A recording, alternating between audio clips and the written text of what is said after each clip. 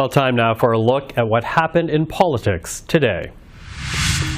The NDP introduced a motion in the House urging Canada to recognize Palestine as a state. The motion, which is non-binding on the government, presses Ottawa to take 9 actions to respond to the war in Gaza.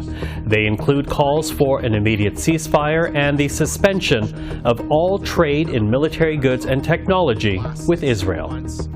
This motion is incredibly important. It's a way of saying that Canada does support peace and justice, that we do believe that we can move forward in a meaningful way at an international level, at the international stage, and we are charting a course for Canada to take. This is a course that is about peace. It's about justice. Of the UN's 193 member states, only 139 recognize Palestine. None are G7 countries.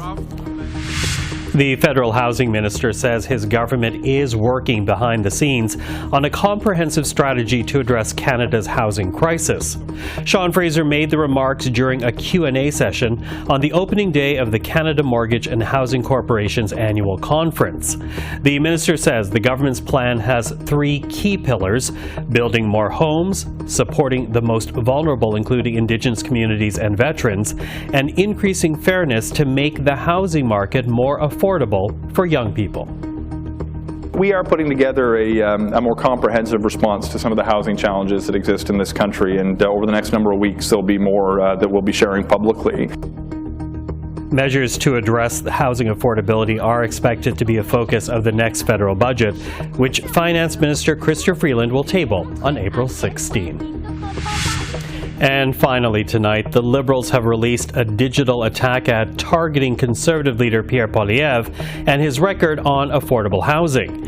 The video, narrated by Housing Minister Sean Fraser, appeared on social media over the weekend. Pierre's plan isn't going to solve the housing crisis because Pierre doesn't care about the people that it impacts most. Pierre doesn't care about your community. Pierre doesn't care about building more homes. The thing that Pierre cares about most. When I'm Prime Minister, when I'm Prime Minister, is Pierre. The campaign comes as new numbers from Abacus data shows a further decline in Liberal support. That includes people who voted for the party in the last federal election. According to Abacus, 4% of 2021 voters plan to switch from the Liberals to the Conservatives, while 3% will vote for New Democrats the next time around.